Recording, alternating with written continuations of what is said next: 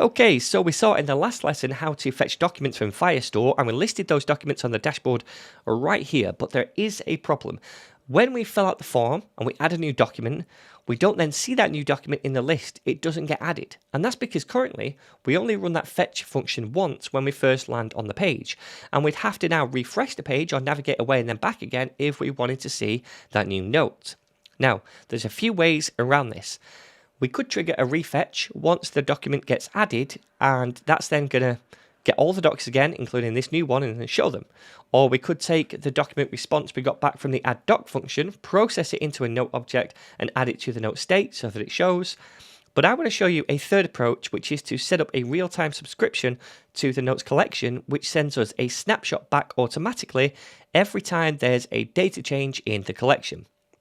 So that whenever a new document gets added like this, we automatically get an updated snapshot of the collection back, which includes that newly added doc, and we update the state and it gets rendered. So then, this is the code we added in the previous lesson to fetch the documents, and I want to keep that code there for now because we're going to pinch some of it in a moment. What I can do though is delete this call to the function down here because we won't be doing that anymore. And then down here, I want to set up the real-time listener. So to do this, we're going to make a new constant, which I will call unsub this time, and I'll explain why later. And for now, I want to set that equal to a function called onSnapshot, which we need to import from the Firebase package. Now, as a first argument to this function, we need to pass a collection ref to the collection we want real-time snapshots from, and we can copy that collection ref from the previous fetch that we set up because we still want to grab the same documents from the same collection. Now, as a second argument, we pass a callback function, and that callback function takes in a snapshot as an argument. So then, what's going on here? Well, when we use this onSnapshot function and we pass in a collection ref, we're setting up a real-time subscription to that collection. And then anytime the data changes in that collection, like when a document gets added or deleted, this callback function gets fired automatically. And inside that callback function, we get access to the most up-to-date snapshot of that collection after the change occurred. So that snapshot will contain the docs array, including the new one, which we just added, or less those just deleted. Now, the snapshot itself is much like the snapshot up here from the other function, and so all of this internal logic to process the data and then update the state can be the same. So we can just copy all of this code right here, and then we can paste it into the callback function down here as well. And now every time there's a data change in the collection, we're getting that updated snapshot and we're updating the note state to reflect that change.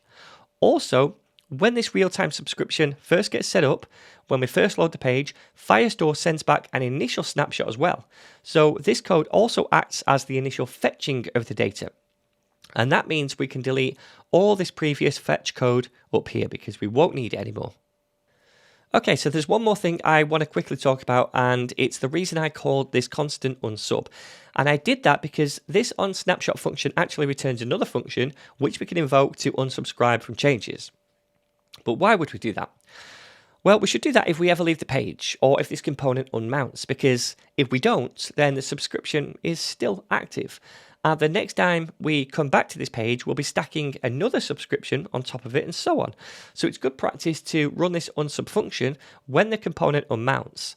Now to do that, we just need to return a cleanup function inside this useEffect hook because the hook will run any function returned from it as cleanup automatically when the component unmounts.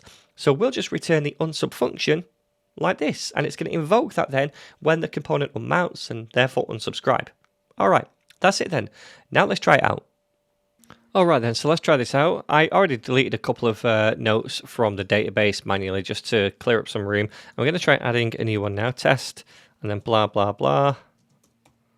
And then hopefully when I submit this, after a second, we should see that appear here because we get that updated snapshot back. Yeah, it wasn't even a second. It was very quick.